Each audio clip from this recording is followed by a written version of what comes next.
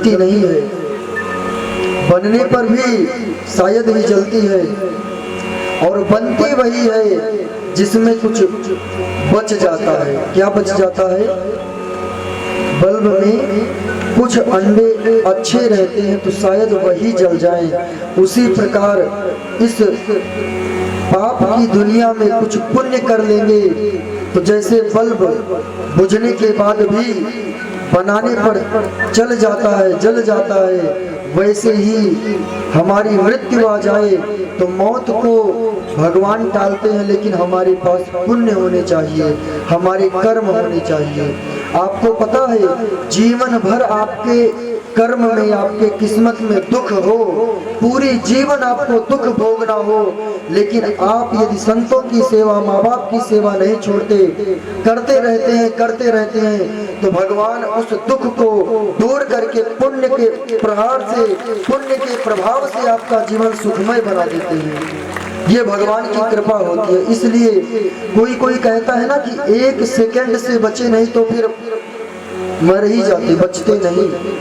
बस जरा सी चूक, कोई बिजली का तार पकड़ता है और पकड़ते ही बिजली चली जाती है, कोई बिजली का तार छोड़ता है, छोड़ते ही बिजली आ जाती है। ये भगवान की कृपा होती है। आंख बंद होते ही लोगों का एक्सीडेंट जिनका हुआ होगा उनको पता होगा, जरा सा नेत्र बंद हो, जैसे पलक झपकता है ना, एक बारी बंद हो तो हम गाड़ी चला रहे हैं, चलाते समय बंद होगी और जब खुलेगी तो गाड़ी गड्ढे में नजर आएगी। हाँ, ऐसा होता है लोगों के साथ। और अगर भगवान की कृपा हो तो पलटी हुई गाड़ी भी भगवान सीधी कर देते हैं। हाँ, हमारे साथ तो ऐसा कई बार हो चुका है, मरते मरते बचे हैं।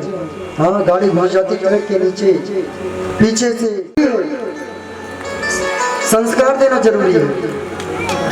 आप लोग नहीं उठाएंगे, पता है, क्योंकि आप लोगों में हमें लगता है कि 10-20 होंगे जो ताश का पत्ता फेंकते होंगे। हमें पता है, हमने देखा है आप लोगों को।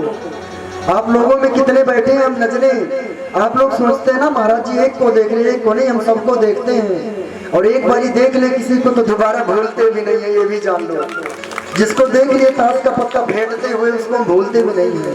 आराम से क्या करेंगे ना, 4 बोरे बिछा लिए, 4 लोग बैठ के आराम से खेल रहे हैं। क्या पता नहीं क्या आनंद मिलता है उनको।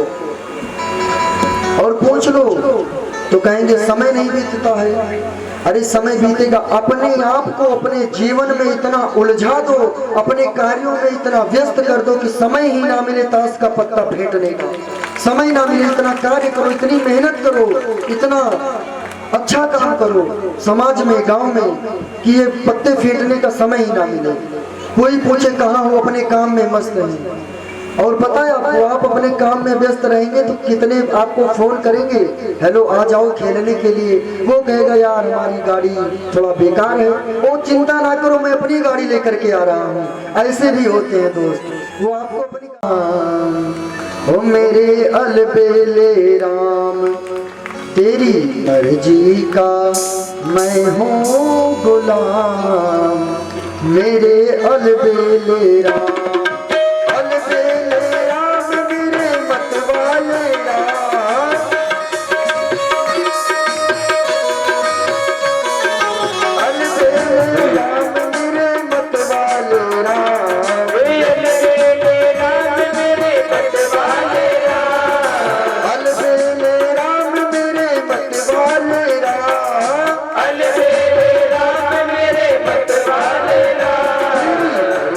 का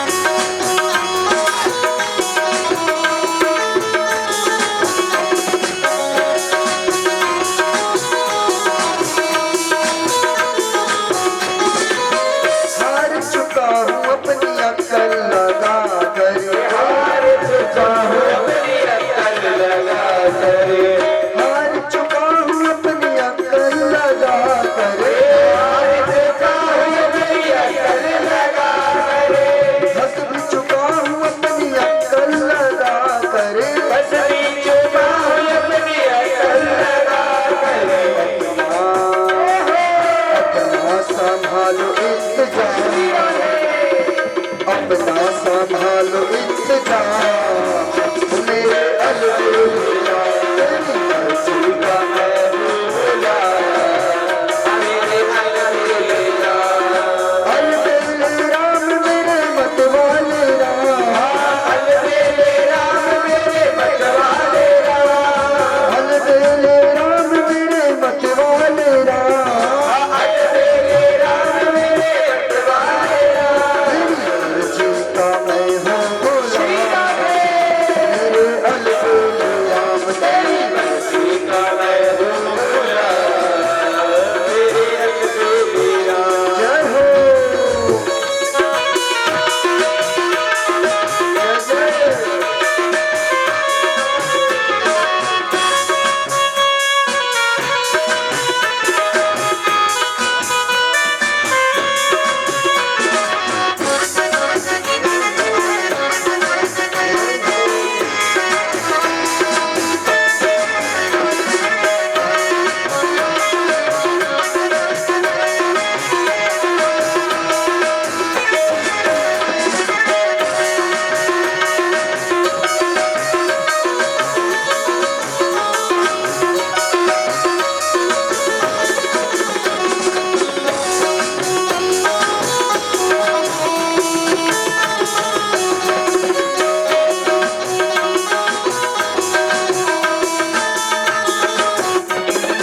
मुझको बना लो प्रभु अपना पुजारी, मुझको बना ले प्रभु अपना पुजारी, मुझको बना लो प्रभु अपना पुजारी, मुझको बना ले प्रभु अपना पुजारी। इस दिन सेवा करूं मैं तो तुम्हारी, इस दिन से सेवा करूं मैं तो तुम्हारी। मैं तो श्री राधे, करूं मैं तो दर्शन सुबह शाम, मेरे अलबेले राम तेरी मर्जी का मैं हूँ गुलाम, मेरे अलबेले राम। तेरी मर्जी का मैं हूँ मेरे अलबेले राम, तेरी अलबेले राम मेरे मतवाले राम, अलबेले राम मेरे मतवाले राम, अलबेले राम मेरे मतवाले राम, अलबेले राम मेरे मतवाले राम। तेरी मर्जी का मैं हूँ गुलाम, मेरे अलबेले राम, तेरी मर्जी का मैं हूँ गुलाम, मेरे अलबेले राम, मेरे अलबेले राम, मेरे अलबेले राम। हाँ हार चुका हूँ अपनी अकल लगा करे, हार चुका हूँ अपनी अकल लगा कर, थक भी चुका हूँ अपनी शक्ति लगा करे, भी चुका हूँ अपनी शक्ति लगा कर। अपना संभालो इंतजाम। भक्त क्या कह रहा है कि हार चुका हूँ अपनी अकल लगाकर, ये बुद्धि मैंने लगा दी लेकिन काम नहीं बना, और पूरी शक्ति लगा दी फिर भी काम नहीं बना। अब तो अपना संभालो इंतजाम। मेरे को कैसे समझा लेंगे? हाँ, वो भगवान होकर अपनी पत्नी को नहीं समझा पाए तो हम इंसान अपनी पत्नियों को कहाँ समझा लेंगे? तो पत्नी आकर के बोली कि जब माता सती ने अपने पति की बात नहीं मानी तो हम पत्नियां अपने पति की बात क्यों माने? हाँ? माता सती ने अपने पति की बात नहीं मानी, चली गई, तो हम क्यों माने अपने पतियों की बात? ये गलत है। ये लीला सिर्फ इसलिए किए कि कलयुग के लोगों तुम देख लो, पति और पत्नी की बात ना मानने का परिणाम क्या होता है। सती को जलना पड़ा, भगवान भोलेनाथ को हजारों वर्षों के लिए तपस्या में समाधि में जाना पड़ा। ये परिणाम हुआ, इसलिए सोच विचार कर काम करना, नहीं तो पछताना पड़ेगा और पछताना नहीं। वहां से माता सती ने कहा मैंने परीक्षा नहीं ली, मैं तो प्रणाम करके आई। भोलेनाथ नेत्र को बंद किए, जब नेत्र बंद किए तो सारा दृश्य उनके सामने आ गया।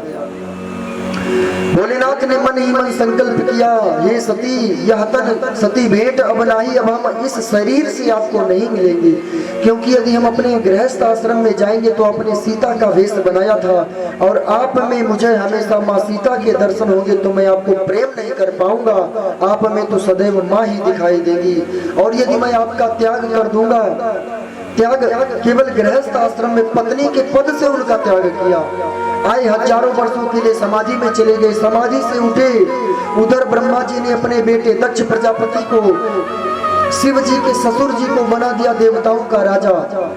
और मानस में कहा गया कि नहीं को अस जन्मा जग माही, प्रभुता पाही जाहि मद नाही। इस धरती पर कोई भी ऐसा इंसान नहीं है, कोई भी ऐसे पशु पक्षी कोई भी हो 84 लाख योनियों में जिसको जरा अधिक सम्मान मिल जाए, नहीं को अस जन्मा जगमाही, इस धरती पर किसी ऐसे व्यक्ति का जन्म नहीं हुआ जिसको भगवान की कृपा से कोई पद मिल जाए और उसके अंदर में अभिमान ना आया हो।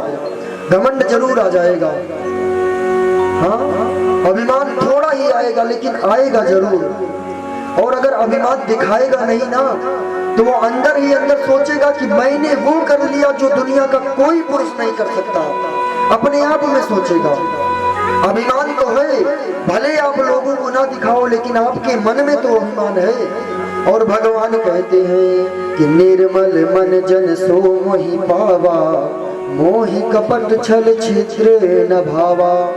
भगवान तो आपकी सुंदरता शरीर से नहीं आपके मन को देखते हैं, और मन में अभिमान भरा तो जिस मन में अभिमान भरा भगवान कहाँ से आएंगे। हाँ जिस मन में अभिमान भरा भगवान कहाँ से आएंगे। अभिमान को छोड़िए तभी भगवान के दर्शन, भगवान की कृपा होगी। दक्ष को अभिमान हो गया कि मैं तो देवताओं का राजा हूँ। भगवान शिव को निमंत्रण मिला, वो भी पहुंचे, पहुंच करके बैठ करके राम नाम जप रहे थे अपनी माला को लेकर के जब जप रहे थे दक्ष प्रजापति आए, सब उठ करके प्रणाम किए। शिव जी ने नहीं प्रणाम किया, क्यों? क्योंकि वो माला का जाप कर रहे थे। अब यहाँ से एक बात सीखनी है, कई लोग क्या करते हैं माला को जप रही हैं और बीच में बोल देते हैं अभी इधर झाड़ू नहीं लगी, झाड़ू लगा दो। हाँ मेरे लिए एक पराठा और बना लेना, मैं जप करके खाऊंगा। गाय को थोड़ा सा पानी पिला दो, इधर ये कर लो उधर वो कर लो, अरे मच्छर लग रहे पंखे चला दो। हाँ ये बोलते हैं जप करते हुए, लेकिन भगवान शिव दक्ष प्रजापति की सभा में बैठे हैं, राम नाम का जप कर रही हैं। प्रजापति आए लेकिन फिर भी उन्होंने वो उठ करके प्रणाम नहीं किए। उन्होंने सोचा माला पूरी हो जाए फिर कर लेंगे, लेकिन अभिमान से चूर दक्ष प्रजापति पहुंचे तो भगवान शंकर को गाली देने लगे कि शिव तुम तो अशिव हो, अरे तुम तो शमशान की भस्म रमाते हो, अपने शरीर पर पहनने को कपड़े नहीं, रहने को घर नहीं, खाने को भोजन नहीं, तुम तो भस्म रमाए फिरते हो, कैलाश पर रहते हो, एक मकान तो बनवा नहीं सकते, तुम तो पूरे के पूरे अशिव हो। अशुभ बोलने लगे शिव को। अरे मुझको प्रणाम किए होते, एक तो मैं राजा हूँ, दूसरा तो तुम्हारा ससुर हूँ, प्रणाम किए होते।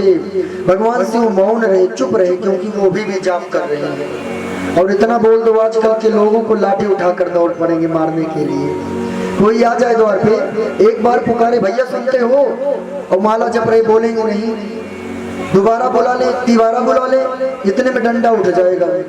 इसलिए कहा जाता है कि भजन इत्यादि एकांत में करना चाहिए, कहीं अपने कमरे में बैठ करके एकांत में भजन पूजन करो। भगवान शिव वहां से चले आए, दोनों तरफ से सब श्राप देने लगे, नंदी भृंगी श्रृंगी सब उधर के लोगों को उधर के इधर को श्राप देने लगे। ये अपने कैलाश चले आए। दक्ष प्रजापति ने सोचा कि अभी इनका अपमान हम कम किए हैं, अपने घर वापस आए और यज्ञ का आयोजन किए। उस यज्ञ में शिव जी को नहीं बुलाया। जब शिव जी को नहीं बुलाया, सबको निमंत्रण दिया गया, सब आकाश मार्ग से कैलाश से विमान को लेकर के जाने लगे। माता सती ने कहा ये सब कहाँ जा रहे हैं? भोलेनाथ ने कहा कि आपके पिताजी के यहाँ यज्ञ है, हमारे अपमान के लिए वो हमको नहीं बुलाए, जाने दो इनको, कोई बात नहीं। सती जबरदस्ती चली गई वहां पर। जब वहां पर गई दक्षिण कछु पूछी कुशलाता, सतही बिलो की जरे सब दाता। और सादर भले मिली एक माता, भगिनी मिली बहुत मुस्काता। ये पहुंची तो पहुंच करके क्या देखी कि दक्ष प्रजापति ने ये नहीं पूछा कि बेटी तुम कैसी हो। जो इनकी बहनें हैं 27 बहनें, वो सब मुस्कुरा रही हैं, देखो देखो सती तो बिना बुलाए पहुंच गई है। लेकिन बेटी के लिए जब तक माँ होती है तब तक मायका होता है। जब माँ ने देखा कि मेरी बेटी आई है, दौड़ के गई, गले से लगा ली। माँ ने कहा बेटी तेरे पिता तुमको भूल जाएंगे, तुमको नहीं पूछेंगे, लेकिन जब तक तुम्हारी माँ जीवित है तब तक तुम्हें मायके आने से कोई नहीं रोक सकता। गले से लगाई अपनी बेटी सती को और गले से लगा करके बोली बेटी तुम यहाँ से चली जाओ, क्योंकि तुम्हें यहाँ अपमान मिलेगा। माता सती ने कहा कि मैं जाकर के देखूं यज्ञ मंडप में भगवान शिव का स्थान है कि नहीं। जाकर के देखा स्थान नहीं था, और जब स्थान नहीं था तो माता सती के हृदय में बड़ा क्रोध आया, बड़ी जलन हुई कि मेरे पिता ने यज्ञ किया। और शिव जी जो है भगवान शंकर भोलेनाथ, वो हर यज्ञ के फल को देने वाले हैं। कोई भी यज्ञ अनुष्ठान हो भगवान शिव फल को देने वाले हैं। उनको नहीं बुलाया तो यज्ञ कैसे पूरा होगा। माता सती ने कहा दक्ष प्रजापति से, वो दक्षा जी के साथ बह गई तब तो फिर आपकी समाधि लग जाएगी, और फिर से समाधि लग गई तो एक कामदेव नष्ट हो गए, दूसरे कामदेव भी नहीं है, अब आपको कैसे निकालेंगे हम। इसलिए हृदय में धारण करो। भगवान शिव ने हृदय में धारण किया। उधर जाकर के सप्तऋषि परीक्षा लिए, माँ पार्वती सफल हुई, गई अपने पिताजी के घर पर। नारद जी गए पत्रिका लेकर के, लग्न पत्रिका, उधर विवाह पक्का करवा दिया, इधर भी शिव जी की बारात सजने लगी। जितने भी देवता हैं सभी देवता अपने अपने विमानों को सजाने लगे, सब देवताओं की देवियां सजने लगी और सब बारात जाने के लिए तैयार होने लगे। भगवान शिव बैठ करके मन में अपने विचार कर रहे हैं कि कोई हमको तो तैयार कर नहीं रहा है, सब अपने अपने में मग्न है, दूल्हे हम हैं। नंदी आए, बोले शिव जी आप तैयार नहीं हुए।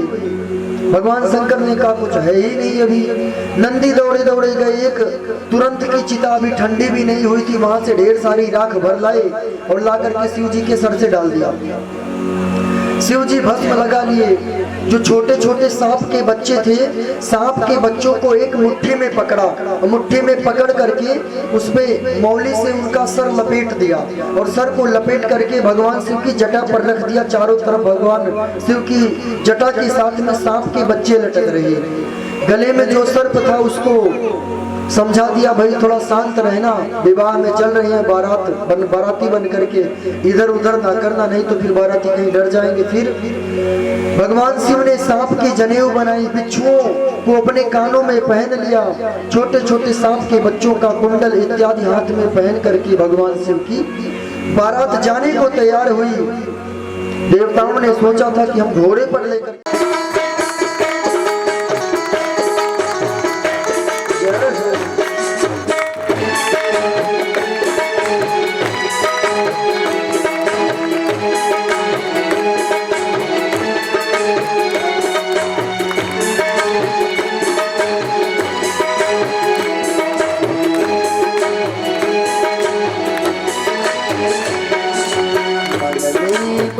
तेरी मूर्ति उतारो मैं गिरधर तेरी आरती।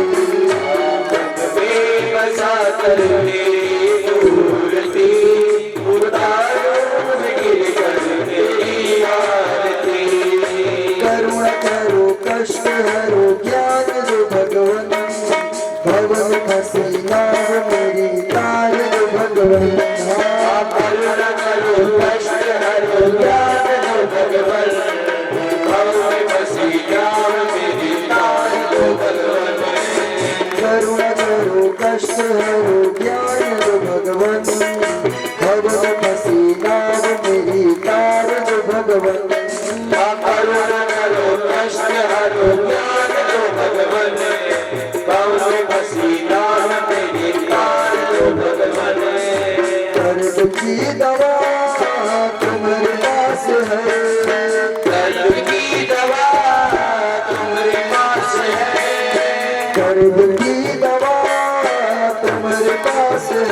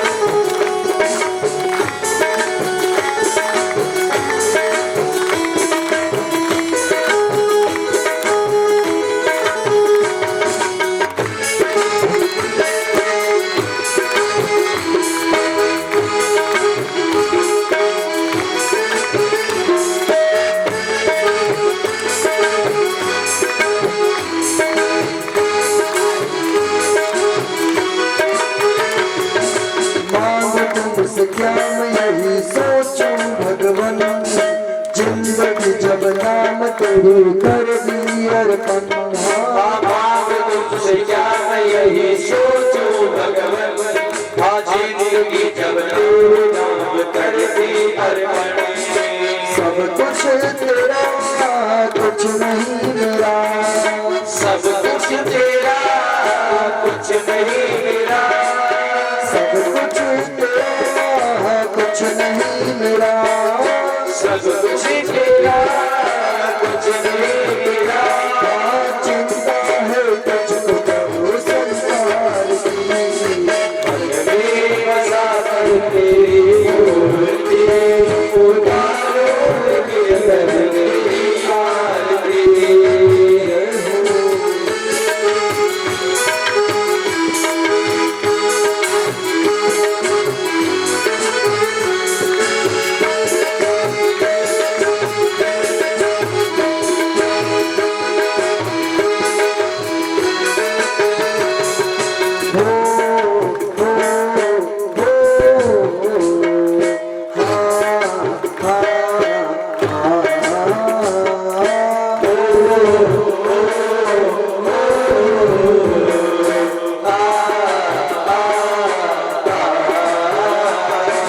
जिसने तेरा नाम लिया उसके जान भाग, सोते हुए जीवन से अब तो प्राण जा। जिसने तेरा नाम लिया उसमें जाके भाग, सोते हुए जीवन से अब तो प्राण जाग। जिसने तेरा नाम लिया उसके जाग भाग, सोते हुए जीवन से अब तो प्राण जा। जिसने तेरा नाम लिया उसमें जाके भाग, सोते हुए जीवन से अब तो प्राण जाग। कम है जिंदगी कर लो बंदगी, कम है जिंदगी कर लो बंदगी, कम है जिंदगी कर लो। दिन रात बरसती है,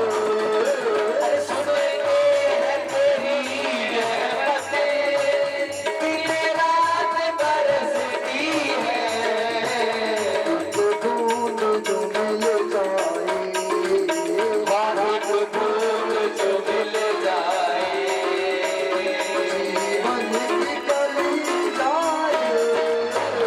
राधे तेरे चरणों की, श्यामा तेरे चरणों की, ओ मेरे भूल जो मिल जाए,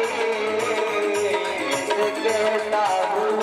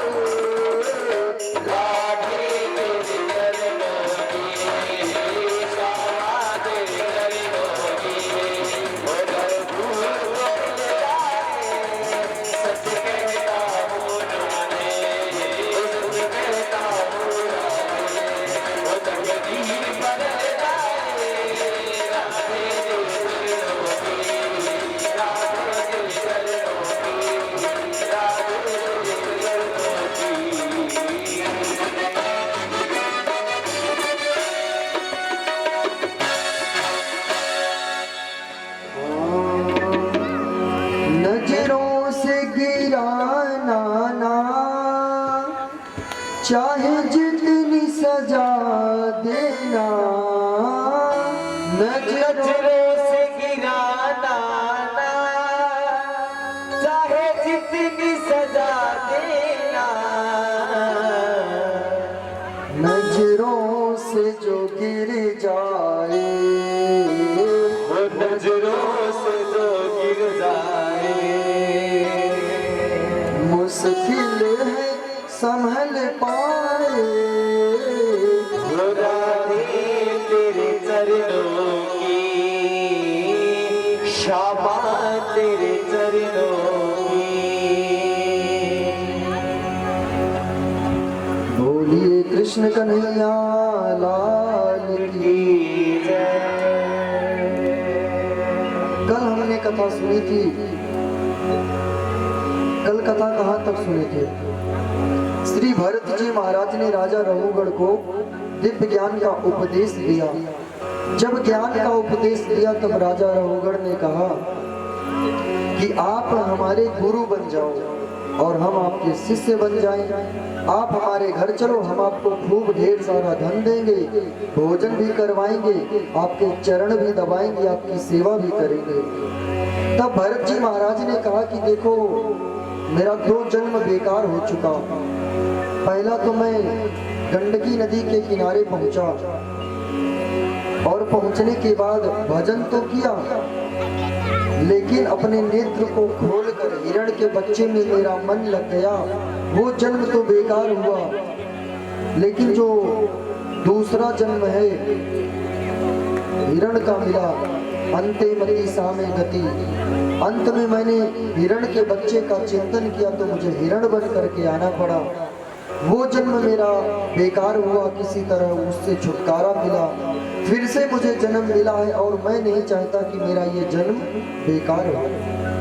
इसलिए मैं यही जंगल में रहूंगा। यदि तुमको कुछ पाना है, कुछ सीखना है, तो तुम मेरे पास आ जाया करना और मैं तुम्हें जो पूछोगे वो बता दिया करूंगा। लेकिन मैं अब माया में नहीं पड़ना चाहता और माया में ना पढ़ करके ही मैं भगवान को पा सकूंगा। इसलिए मैं जंगल में ही रहूंगा और आप लोग जाइए और सत्संग कीजिए, लेकिन किसी के ऊपर चढ़ करके नहीं, खुद के पैरों पर जाए। हाँ, सुखदेव जी ने कहा, अध्ययनम अध्यापनम यजनम याजनम तथा दानम प्रतिगृहश्चैव ब्रह्मणानाम कलायत। सुखदेव जी ने राजा परीक्षित से कहा, परीक्षित, जो ब्राह्मण होते हैं उनके लिए 6 कार्य बताए गए हैं। वो कार्य कौन कौन से हैं? अध्ययनम अध्यापनम यजनम याजनम तथा दानम प्रतिगृहश्चैव ब्रह्मणानाम कलायत।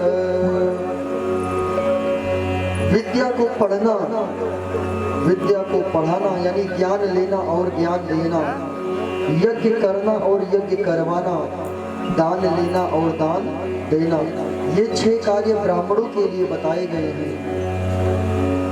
शास्त्रों में ये 6 ही कार्य बताए गए हैं। और सुखदेव जी ने कहा, कान्य कुब्जे दुजः कश्चित् दासी पतिर्नाम अजामिलः नाम्ना नष्ट सदाचारो दास्याः संसर्ग दूषितः। सुखदेव जी ने कहा कि एक नगर में एक अजामिल नाम का ब्राह्मण रहता था। जो कार्य ब्राह्मणों के लिए 6 बताए गए हैं, ये प्रतिदिन वो कार्य करता था। रोज किसी दिन ऐसा नहीं जाता था जिस दिन वो चाहे 1 रुपए ही दान करे, लेकिन दान जरूर करता था। वो अपने माँ बाप की खूब सेवा करता था, माँ बाप की आरती उतारता था, माँ बाप के चरणों को धो करके पीने वाला ब्राह्मण का पुत्र अजामिल ऐसा आज्ञाकारी पुत्र था अपने माता पिता का। एक दिन क्या हुआ, वो प्रतिदिन जाया करता था अपने माता और पिता के लिए बगीचे से फूल लाने, पुष्प लाने के लिए जाता था। और ला करके देता था तो उसके माता पिता सुबह पूजन करते थे। वो रोज की तरह जाया करता था फूल लाने के लिए। एक दिन गया जब पुष्प लेने, तब उसने देखा नामना नष्ट सदाचारो दास्या संसर्ग दूषितः, नामना नष्ट सदाचारो दास्याः संसर्ग दूषितः।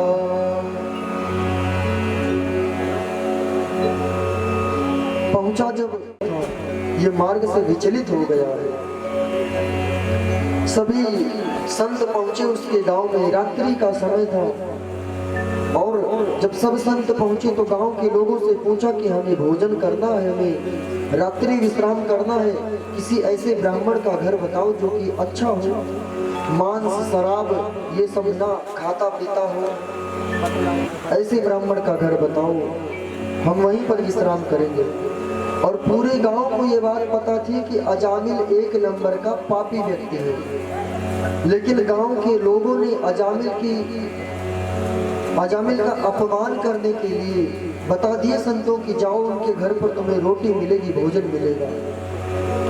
संत पहुंचे अजामिल के यहाँ, दरवाजा खटकाया तो वो वैश्या निकली। जब वैश्या निकली तब वैश्या ने कहा कि आओ भाग, हमारे द्वार पर संत पधारे। लेकिन संतों, मेरे जो पति हैं वो मांस खाते हैं, शराब पीते हैं। पहले तो वो बहुत अच्छे थे, लेकिन जब से उन्होंने हमको देखा है उनकी बुद्धि फिर चुकी है।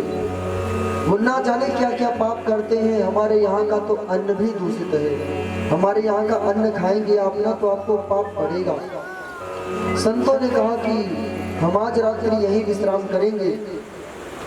संतों ने कहा कि आपको पाप कैसे पड़ेगा, आप भोजन ना पकाओ, हमें ला करके भोजन दे दो, हम खुद ही बना करके खा लेंगे, खुद ही बनाकर खा लेंगे। वैश्या ने कहा ठीक है, ला करके राशन पानी दे दिया। और रात्रि में खा करके संत सो गए। सवेरे सो करके उठे, नित्य संध्या से निवृत्त होकर के जब जाने लगे तुरंत ही अजामिल आ गया। अजामिल ने संतों को देखा, अपनी पत्नी के ऊपर गुस्सा हो गया। बोला कि तुमने संतों को जगह दी, संतों को देख करके जिसके ऊपर कलयुग का वास होता है ना, जिसका अंत समय होता है, उसकी बुद्धि फिर जाती है। इसलिए कहा जाता है कि विनाश काले विपरीत बुद्धि, उसका दिमाग फिर जाता है। वैश्या ने कहा कि संतों ने भोजन प्रसाद ग्रहण किया है। वैश्या ने अपनी बड़ी बड़ी आंखें तिरछी करके दिखाई, चुपचाप खड़े रहो। अजामिल चुप हो गए। संत जा रहे थे, संतों ने जाते जाते कहा कि तुम्हारे यहाँ तो 9 बच्चे पहले से हैं, लेकिन तुम पुनः गर्भवती हो, और मेरा आशीर्वाद है कि तुम्हें पुत्र होगा, और जो पुत्र होगा तो मेरे कहने से तुम उसका नाम नारायण रख देना। अगर तुम उसका नाम नारायण रख दोगे तब तुम्हारा कल्याण हो जाएगा। नारायण नाम क्यों कहा रख लेना, और भी नाम है बहुत सारे, कोई भी नाम कह देते, लेकिन नारायण ही क्यों कहा?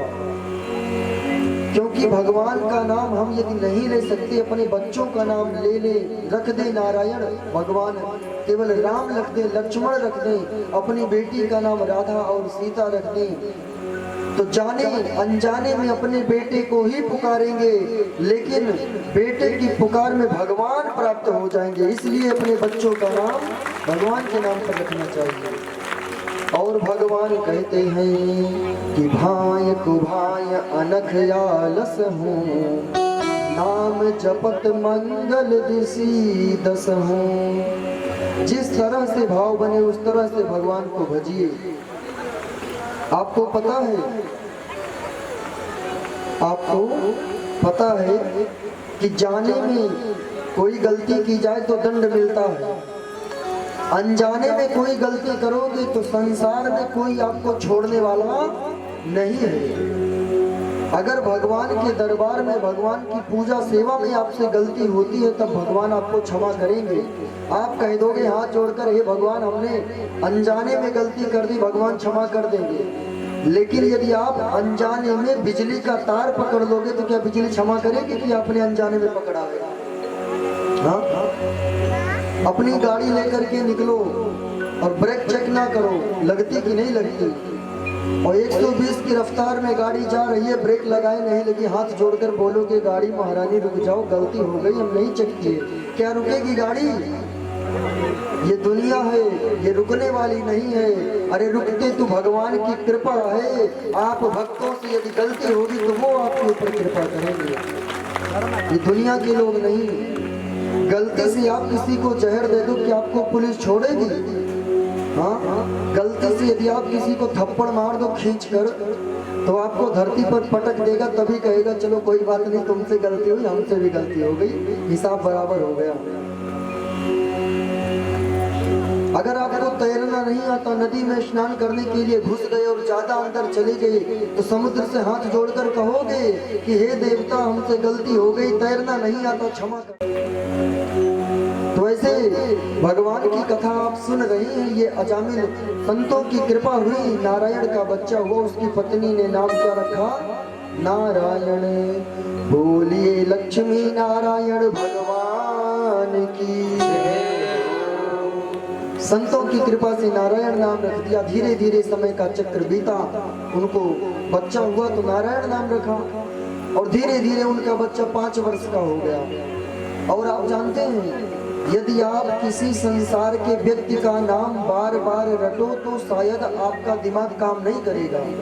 घंटे 2 घंटे बोलने के बाद ऐसा लगेगा कि बकवास कर रहे हैं, लेकिन भगवान का नाम आप कभी जप करके देख लीजिए।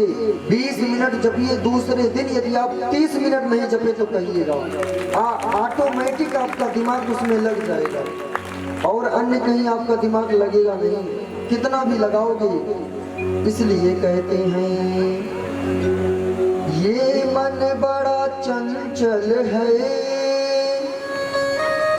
कैसे इसे समझाऊं, ये मन बड़ा चंचल है, कैसे इसे समझाऊं। आपको पता है आप लोगों में कितने लोग माला लेकर के जपते हैं? हाथ उठाओ, हाथ उठाओ, कितने लोग माला लेकर के जपते हैं? अगर 100 लोग जपते हैं तो मैं बताऊं 80 लोगों के साथ ये होता होगा, माला जपने बैठे तो याद आता होगा दोपहर को ये करेंगे, शाम को ये करेंगे, कल ये किया था, उंगली चल रही है, माला जब चल रहा है, मुख से भगवान का नाम भी निकल रहा है, लेकिन ये जो दिमाग है ना वो कहीं और ही भटक रहा है। आपको पता है महाभारत का युद्ध बहुत छोटा था आज के दिमाग के युद्ध से। आज इस दिमाग को माया से रोककर माधव के चरणों में लगाना बहुत मुश्किल है। अरे महाभारत का युद्ध भी आसान था, 18 दिनों में निपट गया।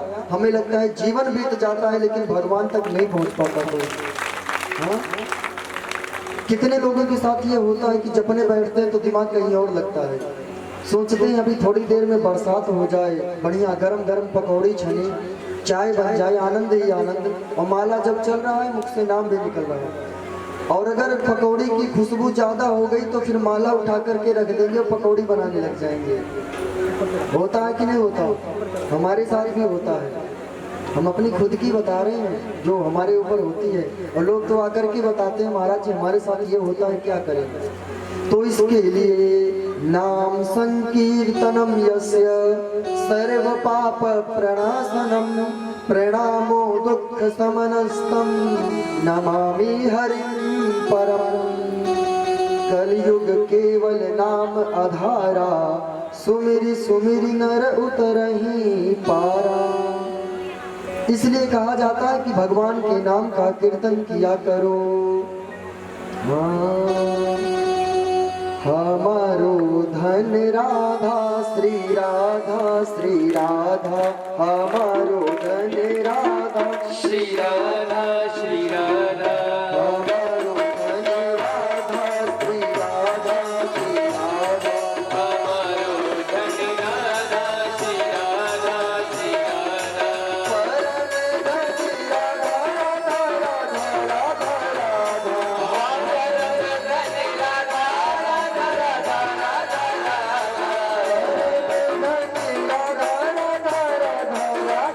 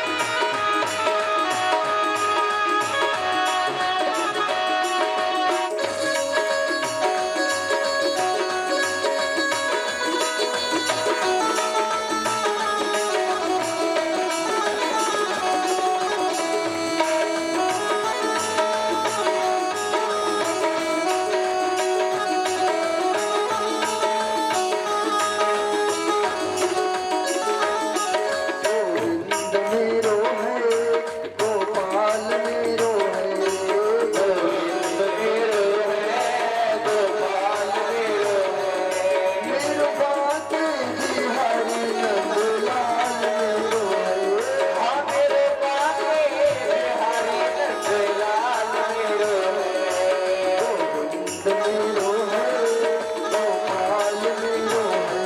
हाँ गोविंद मेरो है, गोपाल मेरो है। जय हो।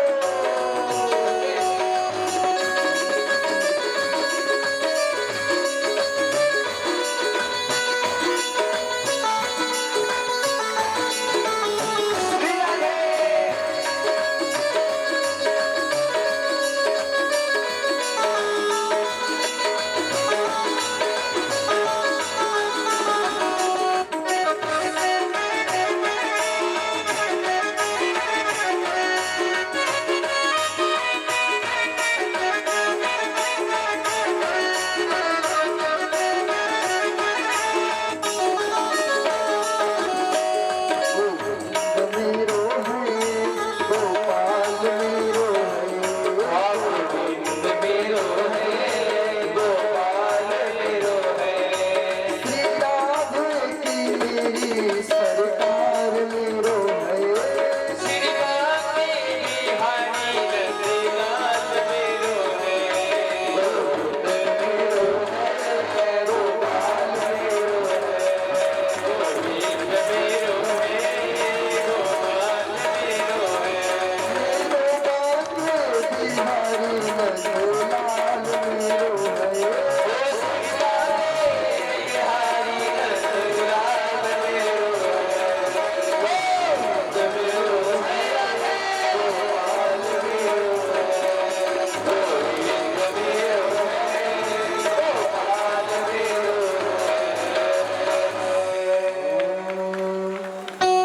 हमारो धन राधा श्री राधा श्री राधा। हमारो धन राधा श्री राधा श्री राधा। अब केवल आप लोग गाएंगे, आप सभी भक्त जो बैठे हैं वो गाएंगे। जैसे टीचर एक बार पढ़ा देता है ना तो सुनता है, तो समझ लो आपकी क्लास लगी है। एक बार हम बोलेंगे, आगे आपको बोलना है। हमारो धन राधा श्री राधा।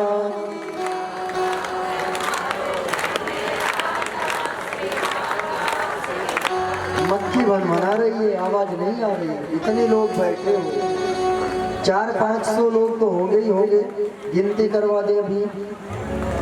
और हमें लगता है 400-500 लोग हैं और खाने में भी कम नहीं, सब बराबर खा के आए हैं। और जब तक गाएंगे नहीं आगे कथा नहीं सुनाएंगे। गोविंद मेरो है, गोविंद मेरो है, मेरो बाके बिहारी, मेरो बाके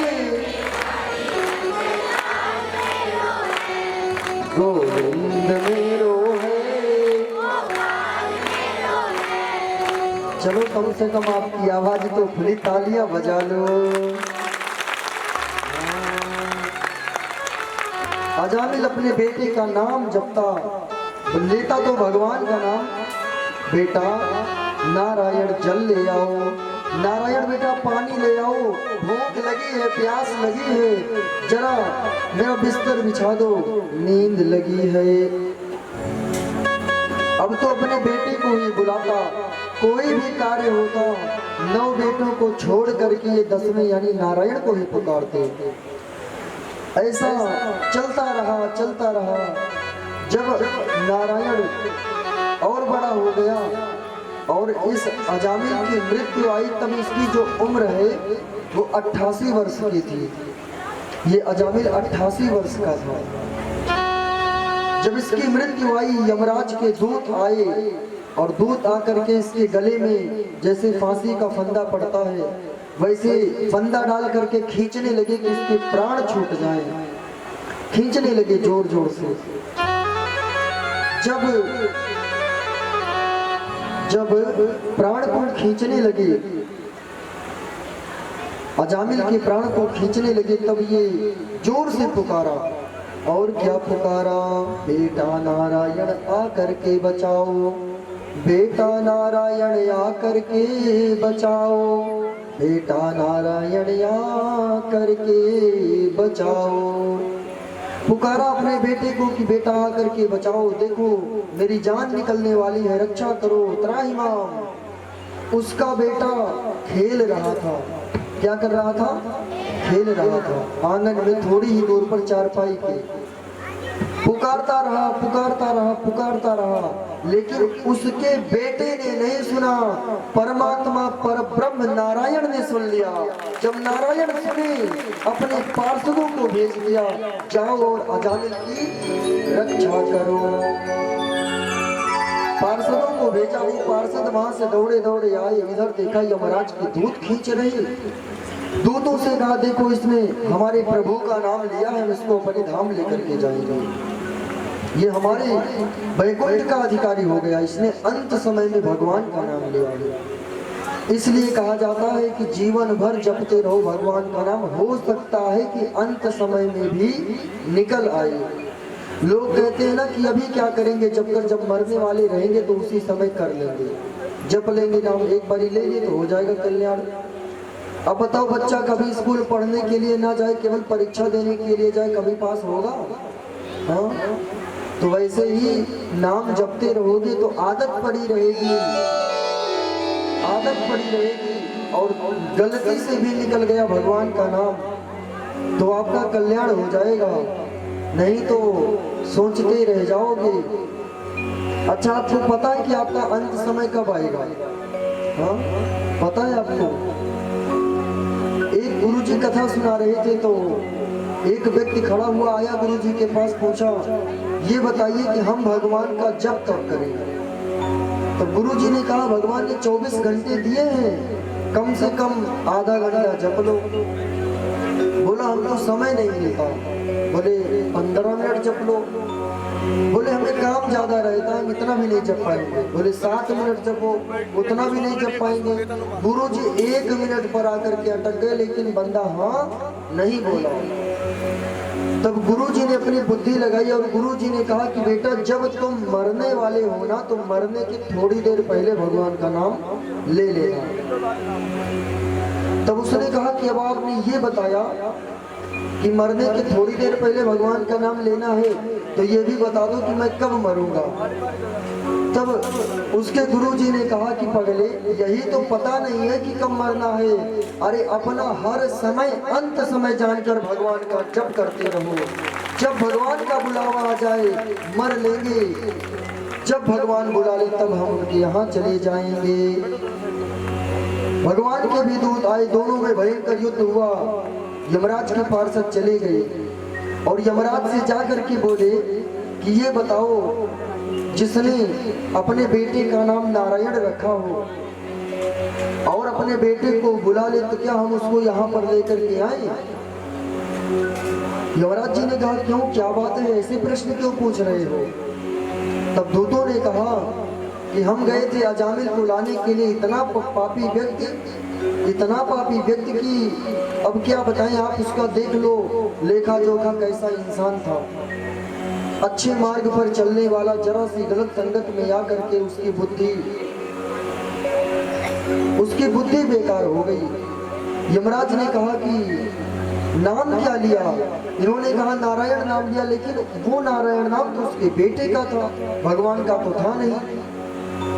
तब यमराज ने कहा कि जो इंसान भगवान का नाम ले ले, चाहे अपने बेटे का नाम ले, चाहे अपनी बेटी का नाम ले, चाहे रिश्तेदारों का नाम ले, चाहे भगवान का नाम ले, भगवान कहते हैं कि भाव से जपो, बिना भाव के जपो, सोते जपो, जगते जपो, उठते जपो, बैठते जपो, जिस भी प्रकार से हो सके जपते रहो। जब अंत समय आएगा तो मैं अपने धाम बुला लूंगा। ये भगवान की कृपा है। यमराज ने दूतों से कहा कि ऐसों को कभी पकड़ के ना लाना जो भगवान की सेवा, भगवान की पूजा करते हैं और अंत समय में उनका नाम लेते हैं, चाहे जैसे लिया हो। भगवान के दूत अजामिल को छुड़ा करके चले गए। अजामिल को अपनी सारी गलतियों का एहसास हुआ, जा करके अपने माँ बाप से क्षमा मांगी, माँ बाप के चरण पढ़ करके वो बद्रिकाश्रम चला गया। 88 वर्ष का था जब इस यमराज के दूत आए थे लेने के लिए, लेकिन भगवान की कृपा ऐसी हुई, सिर्फ मात्र नारायण नाम लेने से इसकी जो उम्र 88 वर्ष थी, भगवान की कृपा से वो 100 वर्ष की हो गई। 100 वर्ष का होकर के अजामिल मरा। अगर ये भगवान का नाम ना लेता ना तो 88 वर्ष पर ही यमराज इसको खींच कर ले जाते, लेकिन एक बार भगवान का नाम लिया तो 88 से 100 वर्ष यानी इसकी 12 वर्ष आयु बढ़ गई। जब इसकी 12 वर्ष आयु बढ़ सकती है तो हमने और आपने क्या बिगाड़ा है भगवान का? हमारे और आपके ऊपर भी कृपा करेंगे। बस क्या है ना, अपनी सोच का फर्क है। लोग सोचते हैं कि भगवान का दर्शन तो मीराबाई को हुआ, भगवान का दर्शन तो प्रहलाद को हुआ, भगवान का दर्शन तो ध्रुव जी को हुआ, हम जैसों को कहाँ होगा भगवान का दर्शन?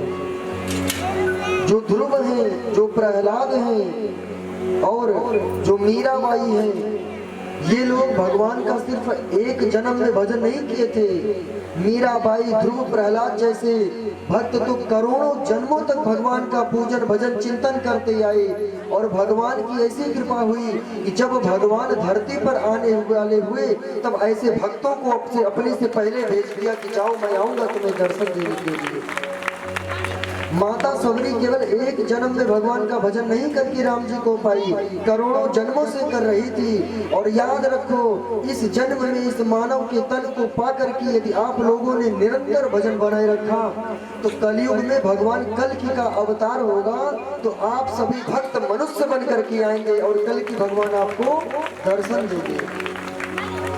इसलिए कहा जाता है पूजा करो। आप लोग रोते हैं हमको नहीं होगा, हमको नहीं होगा। अरे करके तो देखो, चीनी खाई नहीं, मिठास का पता कैसे लगे, नाम जपा नहीं का हो गया। तब से भगवान शिव का नाम पड़ा नीलकंठ भगवान। बोलिए नीलकंठ महादेव की जय हो। तब से इनका नाम नीलकंठ पड़ा और जब नीलकंठ पड़ा तब सभी देवता बोले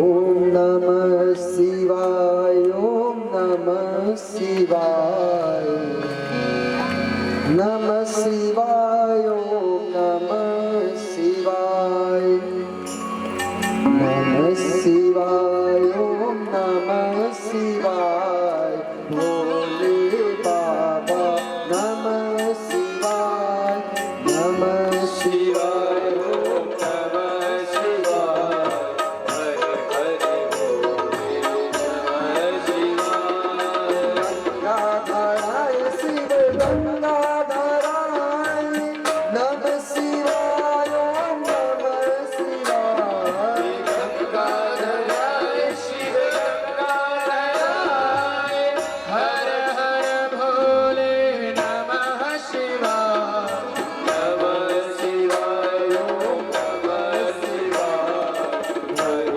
हर भोले नमः शिवाय, ओम नमः शिवाय, ओम नमः शिवाय, भोले बाबा नमः शिवाय।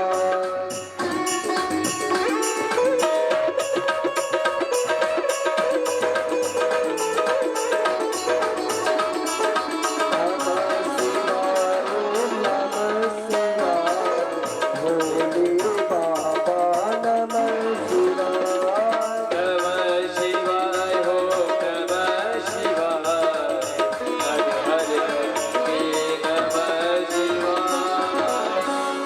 सभी देवताओं ने भगवान शिव से कहा हे भगवान आपकी कृपा हुई तो आपने इस विष को पी लिया।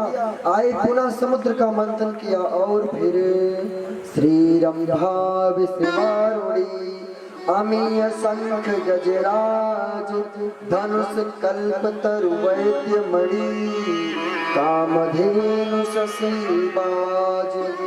सबसे पहले कामधेनु निकली जिसे ऋषियों ने ग्रहण की, उच्चैश्रवा नाम का घोड़ा निकला, राजा बलि ने लिया, कौस्तुभ मणि निकली, भगवान ने ले ली, लक्ष्मी जी ने अपना पीतांबर अपने पति का वरण किया, दुर्वासा की तपस्या से दानवराज बलि ने उच्चैश्रवा घोड़ा लिया। अंत में भगवान धन्वंतरी अमृत का कलश लेकर के निकले।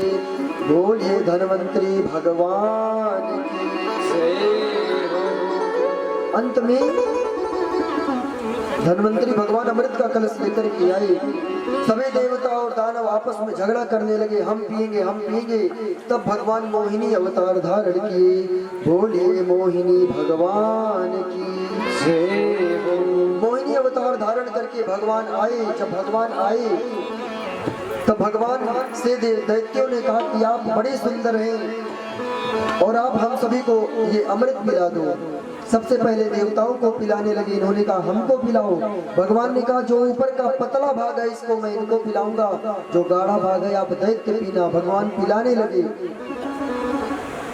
जब भगवान पिलाने लगे तब सूर्य और चंद्रमा के बीच में थोड़ी जगह थी। स्वरभानु नाम के दैत्य को पता चला कि हमको तो कुछ नहीं मिलेगा, जा करके सूर्य को सब पता था, फिर अमृत क्यों पिलाया। भगवान को सब पता था, लेकिन भगवान की लाइन में जो कोई खड़े हों भगवान उनमें कभी भेदभाव नहीं करते। यदि आपसे कोई गलती होगी तो भगवान छोड़ दे, वो बात अलग की है। भगवान सबको पिला रहे थे तो सब आचमन कर रहे थे। आचमन करने का जो नियम होता है, उड़द के दाने के बराबर हथेली में जल हो और उसको पिए तो पीने के बाद कोई आवाज ना हो जल को पीने से। तो वो जो आचमन है वो श्रेष्ठ सबसे उच्च आचमन वही माना जाता है। और स्वरभानु जब पिया वो तो राक्षस उसको ढंग था नहीं पीने का। उसने जैसे पाई वैसे पिए। जब गलत तरीके से पिया भगवान नारायण ने अपने सुदर्शन चक्र से उस स्वरभानु नाम के दैत्य को सर को काट दिया। जब सर कटा तो उससे 2 बूंद धरती पर गिरी, उसके गले से रक्त गिरा 2 बूंद। वो एक लहसुन और एक प्याज हो गया। इसलिए तामसी होने के कारण उसको नहीं खाया जाता, भगवान को भोग नहीं लगता है। यदि आप किसी दूसरे घर में विषम परिस्थिति में हैं, आपको खाना पड़ जाए तो आप लोग खा सकते हैं, कोई पाप नहीं लगेगा। लेकिन अपने घर पर है, सारी व्यवस्थाएं हैं तो फिर नहीं खाना चाहिए। ठीक है, लहसुन प्याज कौन कौन खाता है? सब खाते हो। भगवान है आप लोगों के यहाँ? अच्छा, जिनके यहाँ भगवान है वो अपने हाथ को उठाएं बस। बाकियों के यहाँ भगवान नहीं है, बताओ। अरे आप लोगों की यहाँ भगवान ना होना तो आप यहाँ बैठ भी नहीं सकते। भगवान तो कण कण में है, फिर क्यों कहते हो कि हमारे यहाँ भगवान नहीं? सीना तान कर बोला करो हमारे यहाँ भगवान है, हम भगवान के भगवान हमारे हैं। और आप कहते भगवान नहीं है। समझने की बात है, जो समझ गया वो जीत गया, और जो समझ बलि चढ़ाई कर गए इंद्रलोक पर। जब युद्ध हुआ देवताओं और दैत्यों में, तब देवताओं ने मिल करके राजा बलि को बहुत चोट पहुंचाई। फिर शुक्राचार्य जी मिले, इनके गुरु, इनको ले जाकर दवाई इत्यादि करवाए, मरहम पट्टी करवाई। ये बेचारे दानवराज बलि ठीक हो गए। फिर ये इंद्रलोक पर चढ़ाई किए, उनको पराजित कर दिए। सभी देवता गए भगवान की शरण में। भगवान ने कहा कि अदिति से जाकर के कह दो वो पयोव्रत नाम का व्रत करें। जब वो इस व्रत को सफल कर लेंगी तब उनके गर्भ से मैं स्वयं आऊंगा और उनको यानी देवताओं को उनका जो राज्य है पुनः वापस दिलाऊंगा। माता ने वो व्रत किया और जब उस व्रत को पूर्ण किया तो उचित समय शुभ मुहूर्त में वामन भगवान का प्राकट्य हुआ। बोलिए वामन भगवान की जय हो। जब वामन भगवान का प्राकट्य हुआ तो वो मात्र 52 अंगुल के थे, छोटे से बालक। और जब वो प्रकट हुए तो पहुंचे सबसे पहले दानवराज बलि के यहाँ। बलि के यहाँ पहुंचे तो वरदान क्या मांगा? पहुंचे तो सबसे पहले दानवराज बलि हवन कर रहे थे। पहुंचे तो उन्होंने कहा कि दीजिए हमें कुछ चाहिए। बोले मांग लो। इन्होंने 3 पग भूमि मांगी। कितनी? 3 पग भूमि। हमारे कदम से 3 कदम भूमि दे दो। दानवराज बलि ने कहा ठीक है ले लो, ये 3 पग भूमि कौन सी बहुत बड़ी है, ले लो। तब वामन भगवान ने कहा कि आप संकल्प करो तभी हम देंगे, क्योंकि संकल्प के बिना कोई कार्य पूर्ण नहीं होता। संकल्पेन विना राजन यत् किंचित कुरुते नरः फलस्य इत्याल्पकं तस्यार्धक्षयं भवेत्। संकल्प करवा दिया। जब संकल्प करवा दिया, गुरु शुक्राचार्य जी ने बहुत बार मना किया। वामन भगवान ने टोटी में जाकर के बैठ गए, जिससे संकल्प कर रहे थे। वामन भगवान ने कुशा से एक नेत्र फोड़ दिए। गुरु शुक्राचार्य से संकल्प करवा करके जब मांगने लगे, दानवराज बलि ने कहा कि नाप लो, क्या नापना चाहते हो? तो वामन बने भगवान ने अपने शरीर का आकार बड़ा कर दिया और 3 ही पग में सब कुछ नाप लिया। पृथ्वी नापी एक में, दूजे में आकाश, तीजा पद कहाँ रखूं, सारी असुर निराश। भगवान ने एक पैर से पृथ्वी नापी, दूसरे से आकाश। भगवान ने कहा तीसरा पैर कहाँ रखे? दानवराज बलि ने कहा कि ये बताइए, जो व्यक्ति दान करता है, दान वस्तु का होता है या दान करने वाला व्यक्ति स्वयं दान हो जाता है? दान में वो भी गिना जाता है। भगवान ने कहा दी हुई वस्तु दान में गिनी जाती है और दान करने वाला वो तो अलग है। तब दानवराज बलि ने कहा, हे नाथ, आप अपना तीसरा चरण मेरे सर पर रख करके मेरे सर को नाप लीजिए। दानवराज बलि ने, लोग आज बलि देते हैं, बकरी मुर्गी का अंडा कटवाते हैं बलि के नाम पर। उनको पता ही नहीं है कि बलि दान किसे कहते हैं। आपको पता है बलिदान किसे कहते हैं? नहीं पता। मूर्खों को क्या पता होगा? जो मूर्ख बलि देते हैं उनको क्या पता? बंदर क्या जाने अदरक का स्वाद। बलिदान का मतलब होता है, जिस प्रकार राजा बलि ने सब कुछ लुटाने के बाद अपने शरीर को लुटा दिया भगवान के चरणों में, वही दान श्रेष्ठ दान होता है, उसी को बलिदान कहा जाता है। राजा बलि के जैसा किया गया दान ही बलिदान कहलाता है। उन्होंने सब कुछ दिया, अपने शरीर को दे दिया। अरे देना ही है तो अपने शरीर का दान कर दो भगवान के चरणों में। मुर्गा बकरी का मांस को चढ़ाना ये बलिदान नहीं होता, ये तो पाप होता है। पाप करने के बाद भोगना पड़ेगा। समझ में आया बलिदान किसे कहते हैं? बलिदान मतलब होता है बलि के जैसा दान। राजा बलि के जैसा दान करो तो पुण्य मिलेगा। ये बकरा बकरी चढ़ाने से नहीं काम बनेगा। अगर देना है अपने अभिमान का दान कर दो भगवान के चरणों में। हे नाथ, अपने अभिमान को हम छोड़ते हैं आपके चरणों में। छोड़ दिया इस अभिमान को हमने आपके चरणों में। घमंड था आज तक कि हम धनवान हैं, इस घमंड को भी हमने छोड़ दिया आपके चरणों में। ये होता है बलिदान। किसको किसको पता चला बलिदान का मतलब क्या होता है? समझाना उन मूर्खों को जो बलि चढ़ाते हैं, समझाना उन मूर्खों को, ऐसों को कोई समझा नहीं सकता। इसके बाद नवम स्कंद में सुखदेव जी ने कहा, अम्बरीशो महाभागः सप्तद्वीपवतीं महिं अव्ययां च श्रियं लब्ध्वा विभवं चातुलं भुवि।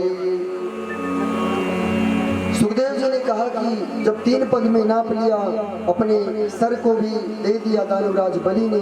भगवान ने कहा कि मांगो, आप क्या चाहते हो? दानवराज बलि को सुतल लोक का राजा बना दिया और भगवान को पहरेदार के रूप में मांग लिए। लक्ष्मी माता आई और आकर के हिरण्या आकर के दानवराज बलि को रक्षा का सूत्र बांध करके अपने पति को छुड़ा करके लेकर के जाती हैं। और जब भगवान आए थे तब इनकी बेटी का नाम रत्नमाला, दानवराज बलि की बेटी रत्नमाला। जब भगवान आए तब इन्होंने सोचा कि कितना सुंदर बालक है, मैं तो इसको अपना दूध पिलाऊंगा। और जब 3 पैर में सब कुछ नाप लिया तब रत्नमाला ने कहा कि मैं तो इनको जहर भी पिला दूं, जहर पिला करके मार दूं। तब भगवान ने मन ही मन कहा कि आप चिंता ना करो, आपके इस वरदान को मैं पूर्ण करूंगा। जब द्वापर युग में कृष्ण बन करके आऊंगा, आप पोतना बन करके आना, दूध और जहर दोनों साथ में पिलाना। इस लीला के बाद सुखदेव जी ने कहा कि श्री अम्बरीश जी महाराज जो एकादशी का व्रत करने का संकल्प लिए 1 वर्ष तक एकादशी का व्रत किए, जब व्रत का पारायण करना हुआ तब ब्राह्मणों को भोजन करवाने के लिए तैयार हुए। सवेरे सवेरे द्वादशी में पारायण होता, तभी दुर्वासा ऋषि आ गए। जब दुर्वासा ऋषि आए तब दुर्वासा ऋषि ने कहा कि मैं भी भोजन करूंगा। इन्होंने कहा ठीक है। बोले नहा करके आते हैं। बोले जाओ नहाओ। दुर्वासा ऋषि गए नहाने के लिए। और एकादशी के व्रत का नियम होता है कि आप अपना पारायण द्वादशी में कर लें। अगर त्रयोदशी लग गई तो फिर नहीं कर सकते, फिर एकादशी का फल नहीं मिलेगा। 1 वर्ष पूरे हुए वो चले गए नहाने। आने में देर हो गया। ब्राह्मणों ने कहा अम्बरीश जी आप चरणोदक ग्रहण कर लो, आपका व्रत पूर्ण हो जाएगा। ना ये भोजन है ना जल है, भगवान का चरणोदक तो ग्रहण कर सकते हो। जैसे ही चरणोदक को ग्रहण किया दुर्वासा ऋषि आ गए। और दुर्वासा जी ने एवं ब्रुवाण उत्कृत्य जटाम लोस विदीपितः तया सा निर्ममय तस्याम कृत्याम कालानलोपमाम। तुरंत ही दुर्वासा ऋषि ने अपने सर से एक जटा उखाड़ कर पत्थर की शिला पर पटका। कृत्या नाम की दैत्या उत्पन्न हो गई। अम्बरीश जी के पीछे दौड़ी। भगवान नारायण का सुदर्शन चक्र आया, कृत्या को नष्ट किया और दुर्वासा के पीछे पीछे दौड़ा। दुर्वासा ऋषि भगवान के पास गए। भगवान ने कहा जाओ, जिसकी रक्षा के लिए गया है वो सुदर्शन, उसी से माफी मांगो। गए अम्बरीश जी की शरण में। अम्बरीश जी ने उनको क्षमा करा। इस प्रकार सुखदेव जी ने अम्बरीश के जीवन की कथा को सुनाए और एकादशी के महत्व को बताया। जिस प्रकार अम्बरीश की रक्षा के लिए भगवान का चक्र आया, हम भी एकादशी का व्रत करेंगे, भगवान अपने चक्र को भेजेंगे। हमारी रक्षा के लिए भगवान चक्र भेजेंगे। अम्बरीश जी की लीला को सुनाने के बाद गजेंद्र की लीला को सुनाया और कहा कि एक त्रिकुट नाम का पर्वत था। उस पर्वत पर एक गजेंद्र नाम का हाथी रहता था। गजेंद्र नाम का हाथी रहता था। आसीद गिरिवरो राजंसि त्रिकुट इति विस्तृतः छेरो देना व्रत श्रीमान्योज योजनायुतमोच्छ्रितः। वो बड़े बड़े वृक्षों को उखाड़ करके फेंक देता। एक दिन अपनी पत्नियों से कहा कि चलो हम स्नान करते हैं। गए सरोवर में स्नान करने लगे। तभी पीछे से एक मगरमच्छ आया, गिराह आया, पैर को पकड़ करके खींचने लगा। जब पैर को खींचने लगा तब पत्नियों से कहा रक्षा करो। पत्नी बाहर चली गई, बच्चे बाहर चले गए। सूंड से फंसा करके खींचते रहे लेकिन नहीं निकला। तो पत्नी बच्चों ने साथ छोड़ दिया, साथ छोड़ करके चले गई। और गजेंद्र को लगा कि अब कोई रक्षा के लिए नहीं आएगा। तब एक कमल के फूल को अपनी सूंड से उखाड़ कर भगवान की तरफ किया और बोला दीन दयाल बिरदु संभारी हरहु नाथ मम संकट भारी। भगवान से बोला कि हे नाथ मेरी रक्षा करो, आपके सिवा कोई नहीं है। पकड़ लो हाथ बनवारी नहीं तो जाएंगे। पकड़ लो हाथ बनवारी नहीं तो डूब जाएंगे। हमारा कुछ न बिगड़ेगा, तुम्हारी लाग जाएगी। हमारा कुछ न बिगड़ेगा, तुम्हारी लाज जाएगी। पकड़ लो हाथ बनवारी नहीं तो डूब जाएंगे। पकड़ लो हाथ बनवारी नहीं तो डूब जाएंगे। दोनों हाथ उठा के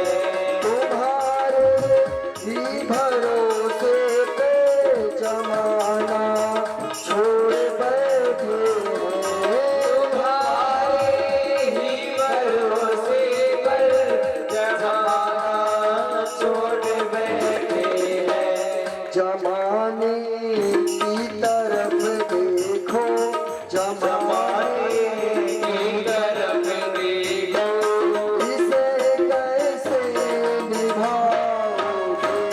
पकड़ लो हाथ बनवारी, नहीं तो डूब जाओगे। जय हो।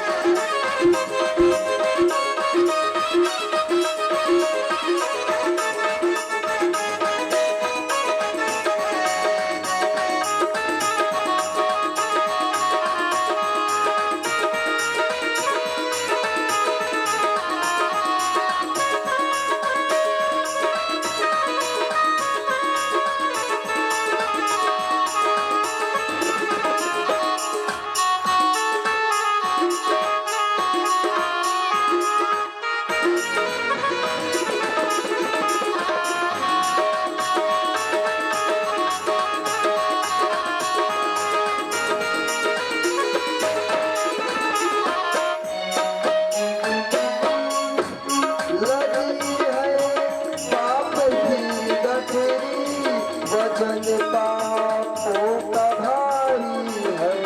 लगी है बाप की गठरी, वजन पापों का भारी है। लगी है पाप की गठरी, वजन पापों का भारी है। लगी है बाप की गठरी, वजन पापों का भारी है। वजन पापों का भारी है, वजन पापों का भारी है।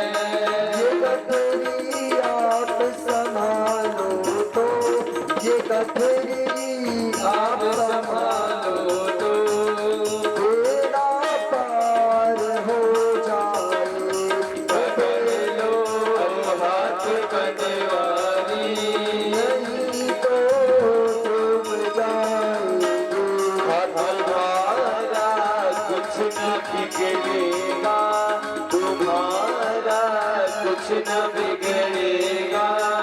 तुम्हारी लाज जाएगी, पकड़ लो हाथ बनवारी, नहीं तो डूब जाएंगे। पकड़ लो हाथ बनवारी, नहीं तो डूब जाएंगे। पकड़ लो हाथ बनवारी, नहीं तो डूब जाएंगे।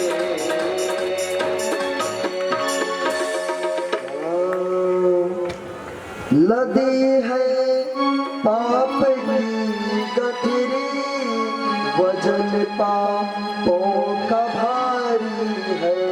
लदी है है पाप की गठरी, वजन पापों का भारी है। वजन पापों का भारी है, वजन पापों का भारी है। ये गठरी आप संभालो तो, ये गठरी गठरी आप संभालो तो बेड़ा पार हो जाए। ये गठरी गठरी आप संभालो तो बेड़ा पार हो जाए। पकड़ लो हाथ बनवारी, नहीं तो डूब जाए। सुखदेव जी ने कहा कि जैसे ही भगवान को पुकारा भगवान आए, हाथी कही धाये हरि, गज को देख निराश। हा उच्चारे बैकुंठ में थी हाथी के पास। सुखदेव जी ने कहा कि लक्ष्मी जी ने पूछा, हे प्रभु आप कहाँ जा रहे हैं? हाँ, उच्चारे बैकुंठ में थी हाथी के पास। भगवान अधिक वेग से पहुंचे, अपने सुदर्शन से ग्राह के सर को काट दिया। परीक्षित ने पूछा कि आए तो थे ग्राह को, गजेंद्र के मोक्ष के लिए ग्राह को क्यों मारा? तब सुखदेव जी ने कहा कि भगवान की यही तो लीला है कि भगवान की सेवा कर पाओ या ना कर पाओ, लेकिन भगवान के भक्तों की सेवा कर लो, भगवान प्रसन्न हो जाएंगे। क्योंकि भक्ति भक्त भगवंत गुरु चतुर नाम वपु एक, इनके पद बंधन किए नासत विघ्न अनेक। भक्ति भक्त भगवंत और गुरु ये चारों एक होते हैं, इसलिए किसी के पैर पकड़ लो, भगवान बेड़ा पार कर देंगे। श्री सुखदेव जी महाराज ने आगे की कथा को सुनाते हुए कहा, खटवांगादरीक बाहुश्च रघुस्तस्मात् पृथुस्रवा, अजस्तातो महाराजस्तस्मात् दशरथो भवत्। सुखदेव जी महाराज ने भगवान की कथा को, ठाकुर जी की कथा को सुनाने से पहले, उस कथा को सुनाने से पहले छोटी सी राम कथा को सुनाए। राम कथा को सुनाए सुखदेव जी महाराज राजा परीक्षित को। खटवांगाद दीर्घ बाहुष्य रघुस्तस्मात् पृथुस्रवा, अजस्ततो महाराजस्तस्मात् दशरथो भवत्। सुखदेव जी ने परीक्षित जी से कहा कि सप्तपुरियों में एक पुरी है जिसका नाम है अयोध्यापुरी। अयोध्या के राजा थे महाराज दशरथ। इनके यहाँ पर कोई संतान नहीं थी। अपने गुरु वशिष्ठ जी के पास गए और बोले कि हमें तो कोई संतान नहीं है, हमारे ऊपर भी कृपा करिए, हमें भी संतान हो जाए, हमारे ऊपर भी कृपा करो। गुरु वशिष्ठ जी ने श्रृंग ऋषि को बुलवाया, पुत्रेष्ठ यज्ञ करवाया, यज्ञ से खीर निकली। और जब यज्ञ से खीर निकली तो ले जाकर के 3 पत्नियां थी, कौशल्या, सुमित्रा और कैकेयी, तीनों को खिलाया। तीनों से 4 पुत्र हुए, राम, लक्ष्मण, भरत और शत्रुघ्न। दिन रात बरसती है, सुनते हैं तेरी रहमतें, दिन रात बरसती है। जैसे बरसात होती है ना, तो बरसात ये नहीं देखती कि ये गरीब है, ये अमीर है, इसके यहाँ खाने को है, इसके यहाँ खाने को नहीं है। सूरज भगवान निकलते हैं तो सबके लिए समान निकलते हैं। अरे ये तो भगवान की कृपा है, इसमें कोई भेदभाव नहीं होता है। सुनते हैं